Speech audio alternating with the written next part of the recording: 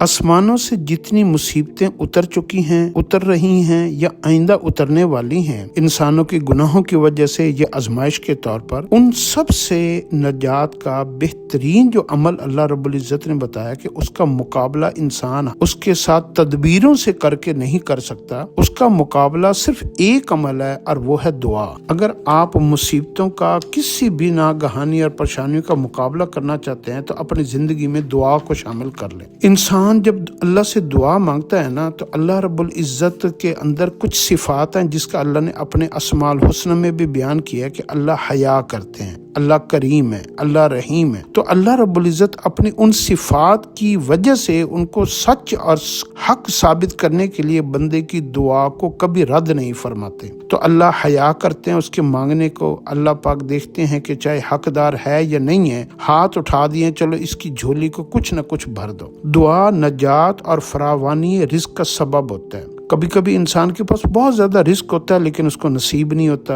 और कभी कभी उसके पास थोड़ा रिस्क होता है लेकिन उसको अल्लाह पाक जो है ना थोड़े रिस्क में इतनी बरकत डाल देते हैं। तो ये भी दुआ की एक वजह होती है कि अगर आप दुआ मांगने के आदी हैं तो अल्लाह आपके थोड़े रिस्क में बरकत डाल देगा और आपके लिए वो इतना ज्यादा हो जाएगा कि वो खत्म ही नहीं होगा। और कभी कभी अगर आपने दुआ छोड़ दी और आपने माल और दुनिया और ताकत और दौलत के ऊपर जो है ना घुमंड किया, तो फिर बहुत ज्यादा रिस्क होने के बावजूद भी, ज्यादा औलाद होने के बावजूद भी, ताकत होने के बावजूद भी वो चीजें आपको नसीब नहीं होंगी। दुआ का छोड़ देना अल्लाह के यहाँ गुनाह समझा जाता है। इसलिए जिस दिन आपकी दुआ रह जाए ना, उस दिन आप यूं समझा करें कि आज मैंने गुनाह किया। जैसे इंसान ज़ना करता है, बुराई करता है और नाफरमानियाँ करता है तो उसके दिल में एक एहसास जुर्म होता है। दुआ ना करने से भी आपके दिल के अंदर एहसास जुर्म होना चाहिए। दुआ करने वाले को अल्लाह रब्बुल इज्जत ने एक नाम दिया कि ये आजिज है, ये मस्कीन है, ये जना इनकसारी वाला है, ये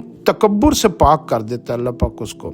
और दुआ ना मांगने के ऊपर अल्लाह पाक ने कहा है कि मैं उस बंदे पर नाराज होता हूँ, गुस्सा करता हूँ जो मेरे से मांगना छोड़ देता है। दुआ इंसान के लिए जितनी भी मुसीबतें, हर मुसीबत से नजात है कि इंसान डूबते हुए भी दुआ मांगे, अल्लाह उसको डूबते हुए भी बचा लेता है। इंसान हवा से गिरता है किसी जहाज में से, उस वक्त गिरते हुए दुआ मांगे, उस वक्त भी उसकी दुआ कबूल होगी। दुआ खुशी के आलम में भी कबूल होती है, दुआ गम के आलम में भी कबूल होती है। लिहाजा जब आप कभी खुश हुआ करें उस वक्त भी दुआ मांगा करें। जब आप कभी अल्लाह की कुदरत को देखा करें उस वक्त भी दुआ मांगा करें। जब आप किसी खुश इंसान को खुशी के आलम में देखा करें, उसकी बरकत से दुआ मांगा करें।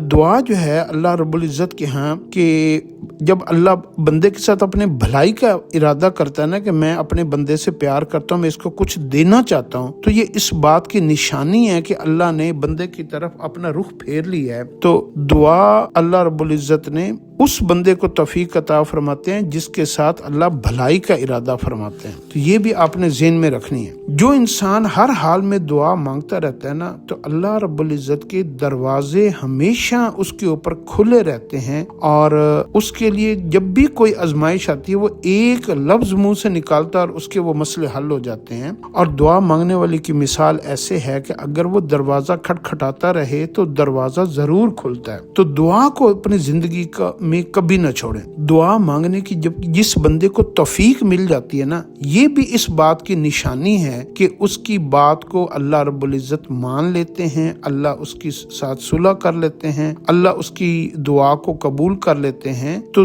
दुआ की तौफीक ही अल्लाह उसको अता फरमाते हैं जिसकी दुआ अल्लाह रब्बुल इज्जत ने कबूल करनी होती है। दुआ को अल्लाह ने मुस्तकिल एक इबादत कहा है। आप सल्लल्लाहु अलैहि वसल्लम ने दुआ को मुस्तकिल इबादत कहा है। हम अगर बहुत सारी कोई इबादत नहीं कर सकते हैं तो आप अपनी दुआओं में, अपनी जिंदगी में दुआ को बहुत बड़ा हिस्सा दे दें। दुनिया में बहुत ज्यादा औलिया अल्लाह, अबरार, मुत्तकीन, सालिहीन और अल्लाह के वली ऐसे बने हैं जिन्होंने कोई लंबी चौड़ी बातें नहीं की कि सारी सारी रात मसल्ले पे सारा कुरान पढ़ना, मुशक्कत वाली इबादत करना। उन्होंने मुस्तकिल दुआ को अपनी जिंदगी में हिस्सा बना लिया था। तो सिर्फ दुआ मांगने की बरकत से अल्लाह पाक ने उनको वलियों का दर्जा, अबरार का दर्जा, मुफलिहीन का दर्जा, मुत्तकीन का दर्जा, सालिहीन का दर्जा अता फरमा दिया। अब एक देखता है बंदे को क्या पसंद है, एक होता है अल्लाह को क्या पसंद है। تو بندے کو آسانیاں، سہولتیں، دنیا، مال و دولت، عورت، پیسہ، یہ چیزیں پسند ہیں. اور اللہ کو کیا پسند ہے؟ اللہ کہتا ہے یہ ہر وقت مجھ سے مانگتا رہے، چھوٹی سے چھوٹی چیز بھی مجھ سے مانگے، بڑی سے بڑی بھی مجھ سے مانگے، خوشی بھی مجھ سے مانگے، غم کے اوپر بھی میرے سے مانگے، دکھ کے اوپر بھی میرے سے مانگے. زندگی میں روزانہ کے معاملات میں کوئی آنکھ چھپکنے کے برابر بھی کوئی ایسی مقدار نہ ہو جب میرا بندہ مجھ سے کچھ نہ کچھ مانگے نہ. اللہ اس قدر مانگنے کو پسند فرماتا ہے. دنیا والے لوگوں سے تو 2 دفعہ 3 دفعہ مانگے تو وہ بیزار ہو جاتے ہیں. اللہ کو سب سے زیادہ محبوب بندے کا مانگنا ہے. دعا اللہ رب العزت کے کرم کی ایک نشانی ہے، اللہ کی ذات کی ایک نشانی ہے. اللہ کی آج کل یہ جو چل رہا ہے نا کہ اللہ کے وجود ہے یا نہیں ہے، یہ دنیا خود بخود بنی. دعا بھی اس بات کی ایک نشانی اور ثبوت ہے کہ اللہ رب العزت کی ذات حق اور سچ ہے، اور ہم اس سے مانگتے ہیں اور وہ ہماری بگڑیاں بنا دیتا ہے. خوشحالی میں اللہ کو سب سے زیادہ مانگنا پسند ہے. تو اس لیے جو ہے آپ اپنی زندگی میں اگر آپ لمبی چوڑی عبادتیں کرنے کے قائل نہیں ہیں یا وقت نہیں ملتا، تو آپ دعا کو اپنی زندگی میں پہلے نمبر پر رکھ لیں. چھوٹی سی مشکل پیش آئی، کوئی ناراض ہو گیا، کوئی خوش ہو گیا، کسی بچے کو کوئی نعمت مل گئی، بچوں کو دیکھا خوش ہو گیا، فیملی کو دیکھا خوش ہو گیا، تو ہر حال میں آپ دعا مانگنے کو اپنی زندگی کا حصہ بنائیں گے. کبھی بھی اللہ پاک آپ سے یعنی رحمتوں سے آپ کو کبھی مایوسی نہیں ہوگی، اور اللہ رب العزت کا قرب کا سب سے بہترین ذریعہ دعا ہے.